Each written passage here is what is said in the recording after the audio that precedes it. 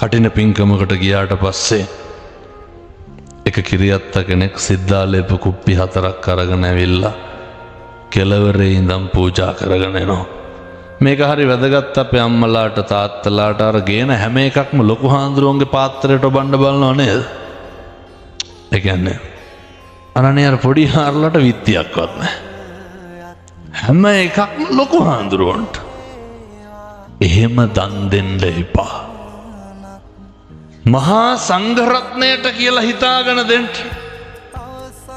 අර තාත්තගෙන් මං ඇහුවා මොකද ඒ කරේ කියලා. සිද්ධාලේප කුප්පි 4ක් කෙළවරේ ඉඳන් පොඩි හාමුදුරු 4 දෙනාට දීලා වැඳලා ගියා. ඊට පස්සේ මට කියනවා තිබ්බේ රුපියල් 200යි. මට හරි දුක හිතුණා. සිද්ධාලේප කුප්පි 4ක් ගත්තා. අරුන්දට සමහන් පැකට් එකක් ගේන්න කිව්වා. කාටද? බිරිඳට. ඒක අරගෙන සිද්ධාලේප කුප්පි 4ක් අරගෙන පූජා කරලා දැන් යනවලු. බලන්නේ මිනිස්සුන්ගේ හිත.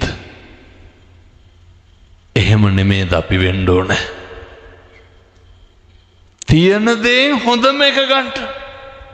සිද්ධාලේප කොට ගහන්න කියනවනේ මේ පන්සල් වල ගෙනල්ලා මේ හොඳේ. තියෙන එකෙන් හොඳම එක ගන්න.